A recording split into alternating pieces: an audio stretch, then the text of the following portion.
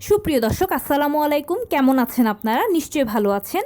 আজকের ভিডিওতে আপনাদের সবাইকে স্বাগত জানাচ্ছি। আজকে আমি আপনাদের সাথে শেয়ার করব নর্মাল ডেলিভারি ক্ষেত্রে পেলভিসের যে মাপটা প্রয়োজন হয় সেটা আপনার আছে কিনা সহজে বুঝবেন যেভাবে। তাহলে চলুন মূল ভিডিওতে যাওয়া যাক। বাই দ্য ওয়ে, মূল ভিডিওতে যাওয়ার আগে একটা কথা বলি, আমি আমার চ্যানেলে pregnancy related, specially normal delivery related অনেক ইম্পর্ট্যান্ট তথ্য ভিডিও আকারে শেয়ার করে থাকি। এই তথ্যগুলো আমার পার্সোনাল এক্সপেরিয়েন্স ও আমার ডক্টরের সাজেশন থেকে নেওয়া।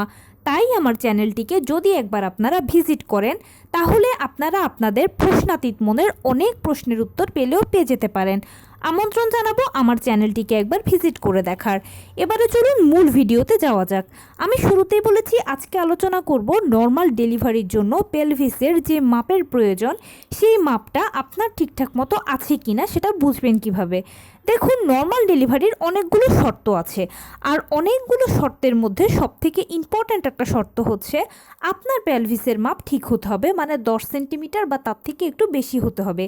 কেননা সাধারণত বাচ্চাদের মাথা 10 সেন্টিমিটার হয়, আর মায়ের পেলভিস দিয়ে এই 10 সেন্টিমিটার মাথাটা বের হওয়ার জন্য মায়ের পেলভিসটা 10 সেন্টিমিটার বা তার থেকে একটু বেশি যদি প্রসারিত হয় তখন সেক্ষেত্রে আর আপনার সাইড কাটার প্রয়োজন হবে না, আর অনায়াসে বাচ্চার মাথা বেরিয়ে চলে আসবে। এখন বুঝবেন কিভাবে আপনি এটা? অনেকে এটা নিয়ে প্রশ্ন করেন যে আপু এটা নিয়ে একটা ভিডিও করেন। দেখুন, বুঝবেন কিভাবে, এই বোঝা জিনিসটা আসলে যারা ডেলিভারির সাথে রিলেটেড ডাক্তার, নার্স, তারা এটা খুব সহজে অনায়াসে বুঝতে পারে। আপনি সাধারণের পক্ষে এটা বোঝাটা একটু কঠিন কাজ। তবে আমরা একটা চেষ্টা করতে পারি। আমাদের চেষ্টাটা থাকবে এটা না বোঝার থেকে পেলভিসের মাপটা যেন সময় মতো সংকোচন প্রসারণ হয় সেদিকে নজর দেওয়া। আর সেজন্য আপনাকে কি করতে হবে? সেজন্য আপনাকে পেলভিসের ব্যায়াম করতে হবে। পেলভিসের ব্যায়াম কি স্পেশাল ব্যায়াম আছে? কোনো স্পেশাল ব্যায়াম নেই। আপনি কি কমেট ইউজ করেন, হাই কমেট না লো কমেট? যদি আপনি লো কমেট ব্যবহার করে থাকেন তাহলে আপনি পেলভিসের ব্যায়াম করছেন অলরেডি।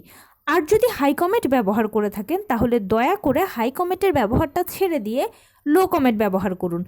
লো কমেটটা যদি আপনি ব্যবহার করেন তাহলে আপনার পেলভিসের ব্যায়াম হয়ে যাবে। আর এই লো কমেট ব্যবহারটার উপরে আর বড় কোনো ব্যায়াম কিন্তু পেলভিসের জন্য নেই। আপনি যদি লো কমেট ব্যবহার করেন তাহলে আপনার খুব ভালো পেলভিসের ব্যায়াম হবে, সময় মতো পেলভিসটা সংকোচন প্রসারণ হবে। আর সেই সঙ্গে আরেকটা কাজ করবেন, সেটা হচ্ছে ছবিতে দেখানো যে স্টাইল, এই স্টাইলটাকে বলা হয় বাটারফ্লাই স্টাইল। এই বাটারফ্লাই স্টাইলে বসে থাকবেন, যখন সময় পাবেন তখনই 10 মিনিট বা 15 মিনিট। এতে আপনার একটা ব্যায়াম হবে, আর সেটা হবে পেলভিসের ব্যায়াম। আর এই ব্যায়ামের মাধ্যমেও কিন্তু পেলভিসটার সময় মতো সংকোচন প্রসারণ হবে। আশা করি বুঝতে পেরেছেন। তো এই ছিল আজকের ভিডিও। কেমন লাগলো বলুন? যদি ভালো লেগে থাকে ও হেল্পফুল হয়ে থাকে তাহলে প্লিজ লাইক, কমেন্ট, শেয়ার করতে একদম ভুলবেন না। আর সেই সাথে আমার চ্যানেলটিকে সাবস্ক্রাইব করার বিনীত অনুরোধ রইল। পাশে থাকা বেল আইকনটি ক্লিক করে দেবেন যেন আমি ভিডিও আপলোড করার সাথে সাথে আপনার নোটিফিকেশান পেয়ে যান। এছাড়া যদি কোনো প্রশ্ন থাকে আমাকে কমেন্টসে জানাবেন, আমি রিপ্লাই দেব। প্লাস যদি কোনো পরামর্শ থাকে যে কোন বিষয়ের উপরে ভিডিও বানালে আপনারা উপকৃত হবেন সেটাও জানাবেন। আমি আপনাদের পছন্দের সর্বোচ্চ প্রায়োরিটি দেব।